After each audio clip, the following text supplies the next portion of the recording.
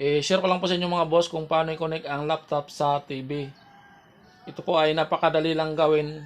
Marami nang nakakalam nito kung paano i-connect ang laptop sa TV. Sa hindi pa nakakalam, ito po ang gawin natin ngayon. Papakita ko po sa inyo. Gagamit po tayo mga boss ng HDMI cable. Ito i-connect natin sa laptop at ito naman doon sa TV. Bago natin i-connect itong HDMI cable sa TV, i-power off muna natin ang TV.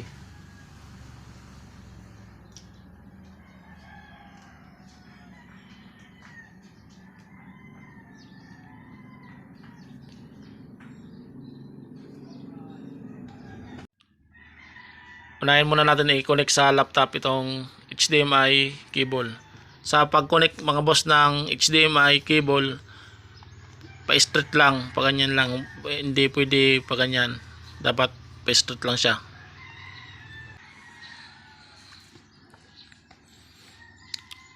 Ito naman i-connect natin to sa TV.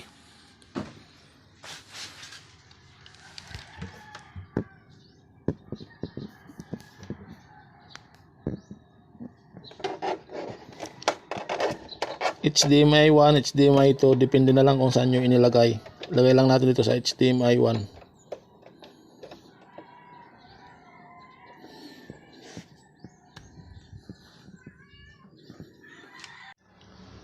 Ayun na po mga boss, na-connect na natin ang HDMI cable dito sa laptop at doon sa likod sa TV, inilagay natin doon sa HDMI 1. I-power on na natin ang TV.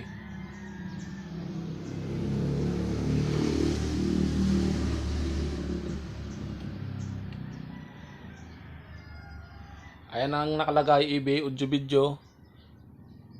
I-press natin dito sa remote ng TV ang source.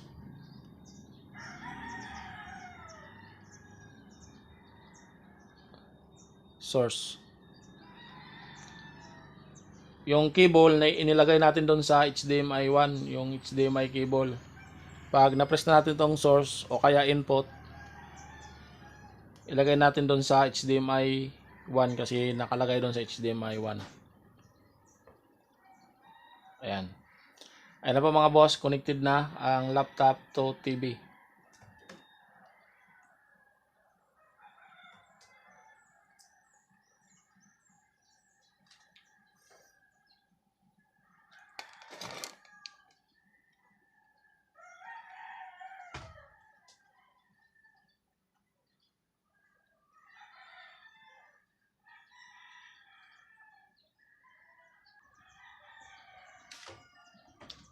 Yan lang po mga boss, maraming salamat.